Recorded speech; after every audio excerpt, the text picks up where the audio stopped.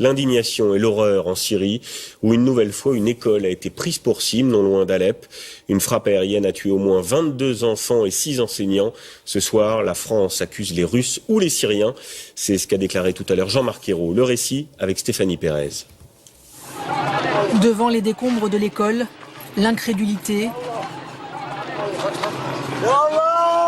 puis le désespoir de cet homme qui appelle immédiatement à la vengeance. Hier matin, un premier raid vise cette ville rebelle du nord-ouest syrien. Enfants et instituteurs sortent des classes pour évacuer.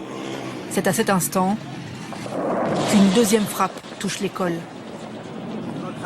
Sur cette image au ralenti, on distingue nettement la bombe s'abattre sur la zone.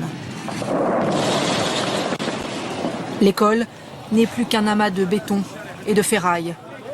Les habitants tentent d'extraire les victimes. Au moins 22 enfants tués, ainsi que 6 instituteurs. Sur les visages de ces petits survivants, des larmes de terreur. Cette fillette veut voir sa mère. Celle-ci dit qu'elle ne veut plus jamais retourner à l'école. Des images qui bouleversent une nouvelle fois la communauté internationale.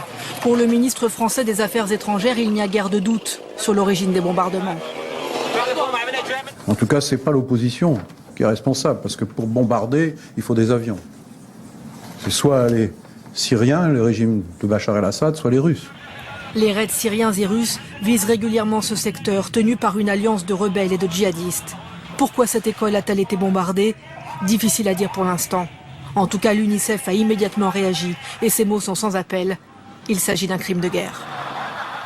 Oui, bonsoir Dominique Derda en direct en Russie. Quelle réaction ce soir à Moscou après ces graves accusations?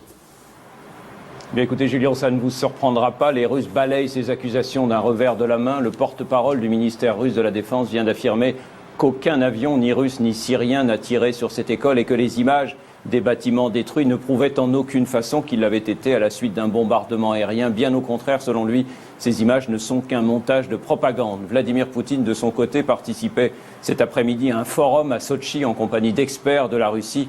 Il a affirmé, lui, que la coalition internationale à Mossoul, en Irak, faisait elle aussi des victimes innocentes parmi la population civile. Et puis il a rappelé qu'en Afghanistan, il y a quelques années, les Américains avaient par erreur bombardé un mariage faisant des dizaines de morts. Une façon pour lui de souligner qu'à la guerre, malheureusement, les bavures sont toujours possibles. Et toujours à propos de terrorisme, en France cette fois, un document ce soir